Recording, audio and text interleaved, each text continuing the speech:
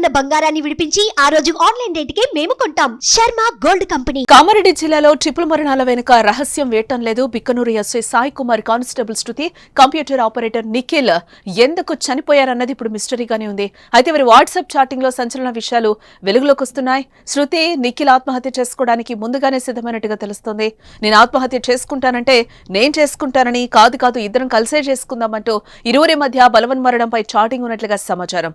ఎస్ఐతో సైతం పలు విషయాలపై చర్చించినట్లుగా తెలుస్తోంది. శృతి, నిఖిల్ ఆత్మహత్య చేసుకుంటారన్న విషయం ఎస్ఐకి తెలుసా తెలీదా అన్నది ఇప్పుడు ప్రశ్నగా మారింది. బుధవారం ఉదయం 11 గంటల సమయంలో ఎస్ఐ సాయి కుమార్ తన కారులో వెళ్లినట్లుగా బిక్కనూరు టోల్ ప్లాజా వద్ద ఉన్న సీసీ కెమెరాలో రికార్డైంది.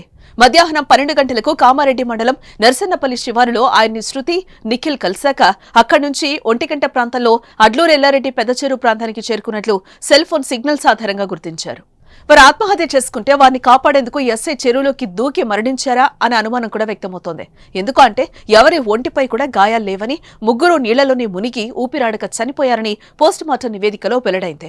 దీంతో వారి ఆత్మహత్యలకు కారణాన్ని కనుగొనేందుకు పోలీసులు విశ్వ ప్రయత్నాలు చేస్తున్నారు. శుక్రవారం అడ్లూరు ఎల్లారెడ్డి చెరువు వద్ద సీన్ రీకన్స్ట్రక్షన్ చేపట్టారు. అయితే సాక్షులు, ఆధారాలు లేకపోవడంతో ఏం తేల్చలేకపోయారు. శనివారం మరోసారి సీన్ రీకన్స్ట్రక్షన్ కు సిద్ధమయ్యారు. ఎస్ఐకు సంబంధించిన 3 ఫోన్లలో ఒక ఫోన్ అన్లాక్ కాలేదు. ఆ ఫోన్లో లాక్ తీస్తే అసలు విషయం బయటపడే అవకాశం ఉంది. దానిని అన్లాక్ చేసేందుకు కూడా పోలీసులు ప్రయత్నిస్తున్నారు.